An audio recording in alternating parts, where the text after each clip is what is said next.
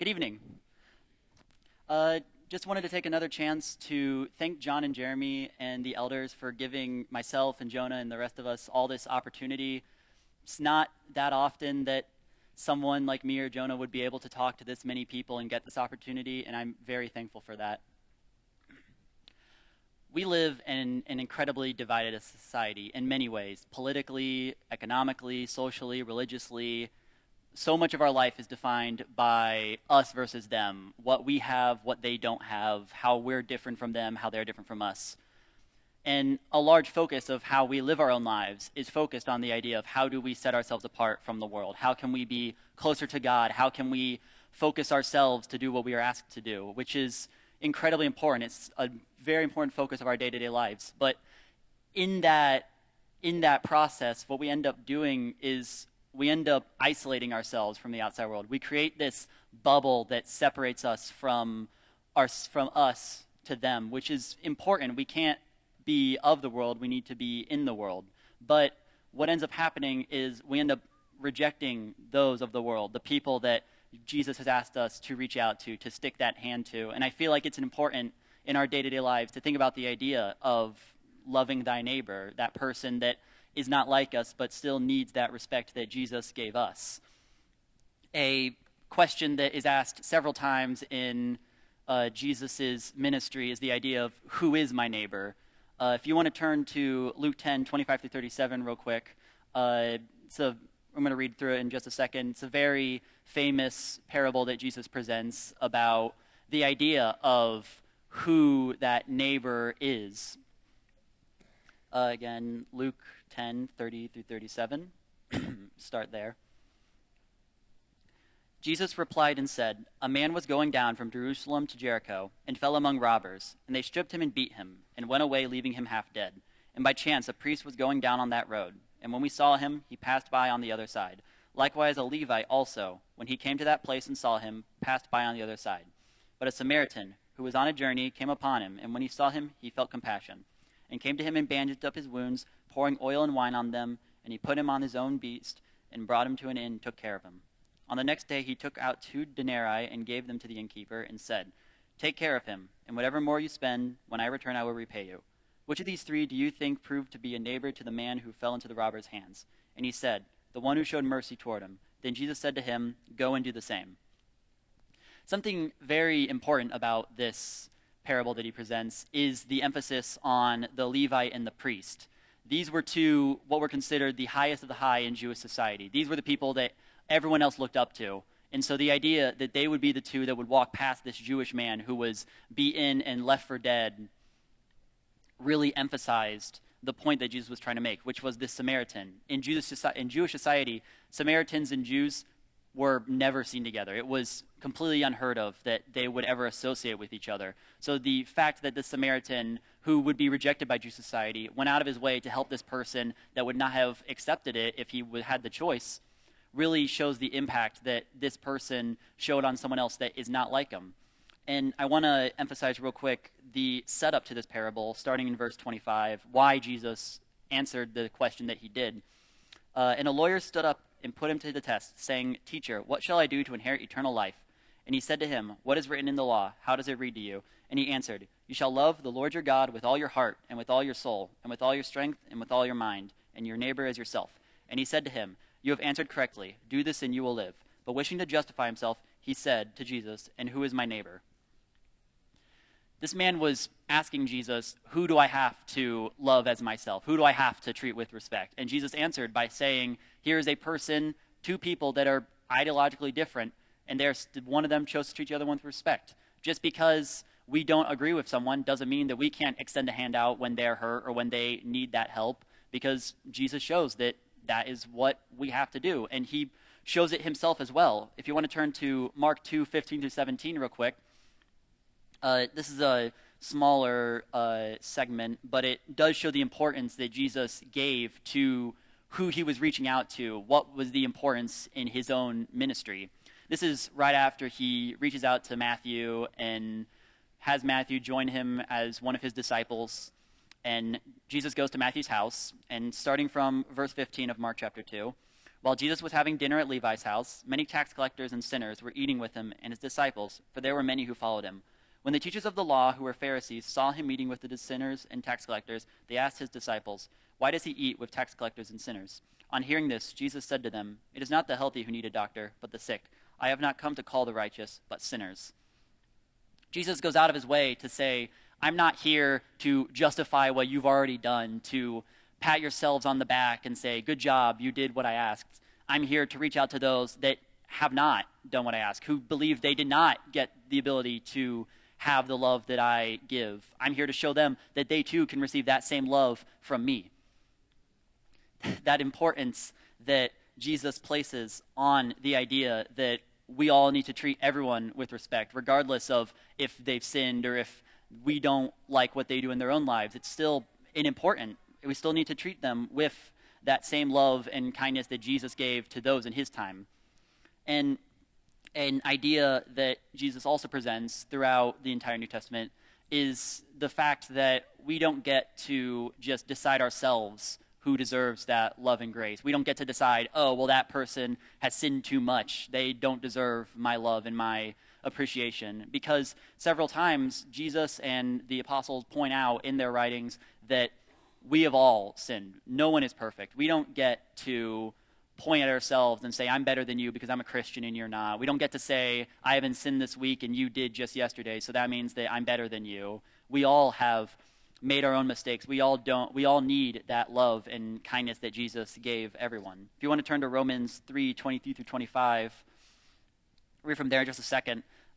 Jesus says several times in his own ministry, he calls out the hypocrites in the time of the Jews that said that they were righteous and holy, but did another thing or acted in a way that is against what they claimed to be. Starting in Romans 3:23 through 25, as Paul said, "For all have sinned and fall short of the glory of God, and all are justified freely by his grace through the redemption that came by Christ Jesus. God presented Christ as a sacrifice of atonement through the shedding of his blood to be received by faith. He did this to demonstrate his righteousness, because in his forbearance he had left the sins committed beforehand unpunished."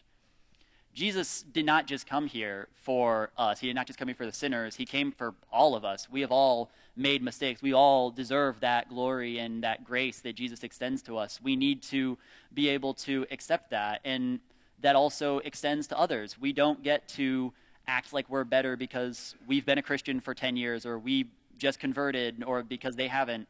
We need to still extend that hand, show that kindness that Jesus gave us, because we all have not received the kind of kindness that Jesus has given us, and yet he did.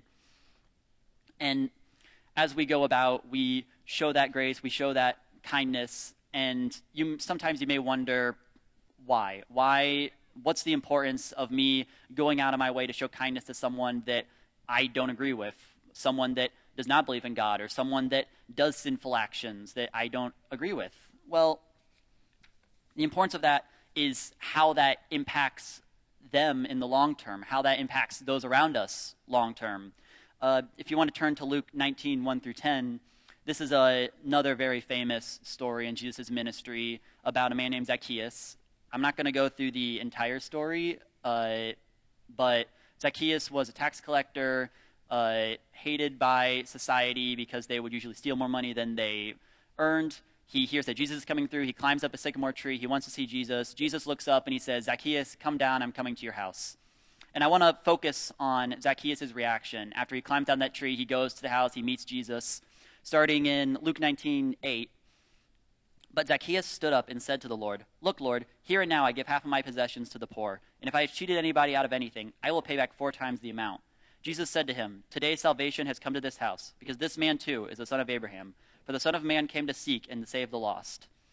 Jesus completely shook this man. He did not look up there and he said, "Zacchaeus, how dare you steal the money from those that deserve it?" Or he didn't say, "Zacchaeus, how dare you not follow what I've asked?" He instead says, "Zacchaeus, you're a child of mine and I love you just as much as anyone else. Come down, I'm coming to your house." And Zacchaeus has probably never received this kind of kindness and love that he just received, and that moved him so much he decided to act on that and show grace and forgiveness to those that he wronged.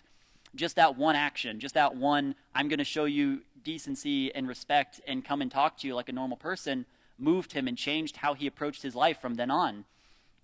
A similar story, if you want to turn to John chapter 4, this one is another very famous story in Jesus' ministry, and it is very similar to what I talked about earlier about the Good Samaritan. This is about a Samaritan woman, a widow, that, again, was shunned by Jewish society. Jews and Samaritans never talked. So what happens here is very impactful in her own life and set apart how Jesus would approach people compared to others.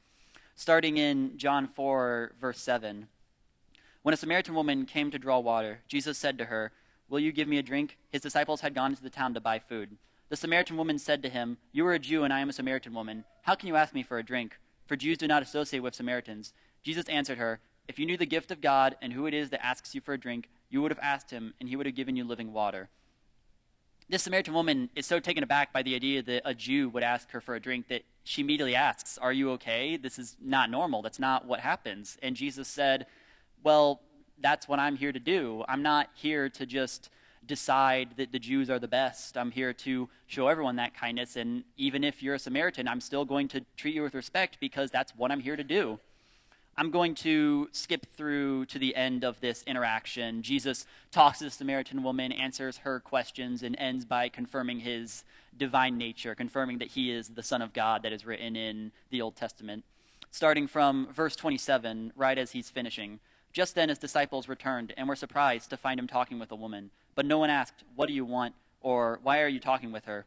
Then, leaving her water jar, the woman went back to town and said to people, "Come, see a man who told me everything I ever did. Could this be the Messiah?"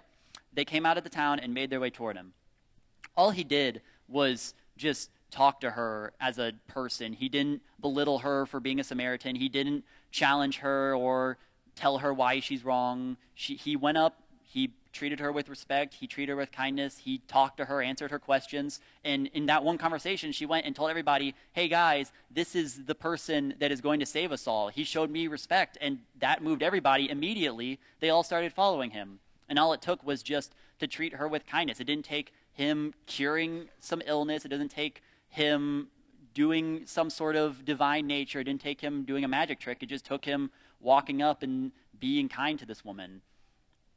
As I wrap up, I want to tell a quick story from my own life.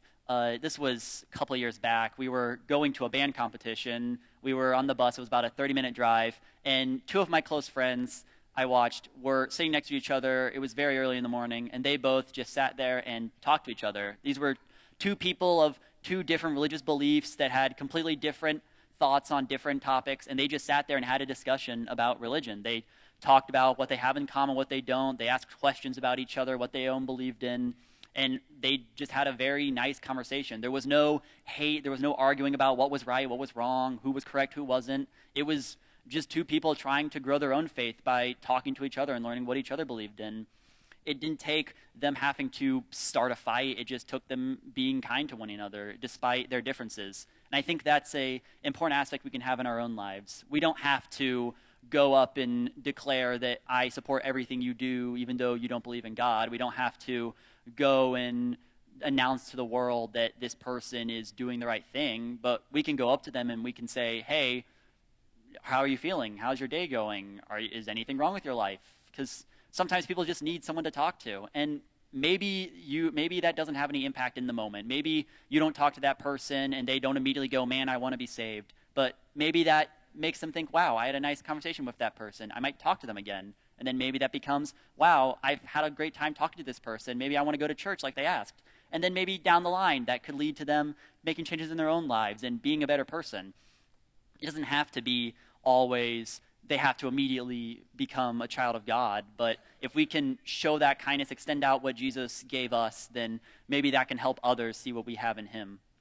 As I close, we're going to sing 717 in the Red Songbook in just a second if you want to open that, or sorry, it's on the slide. But as we sing this, I want you to think about who is your brother or sister, who is that person in your life that you may not agree with on everything, who may not be in this room right now, who may have made mistakes in their lives, and how can you approach that and be able to help them by just being kind and showing them respect that Jesus gave us? We're going to sing 717.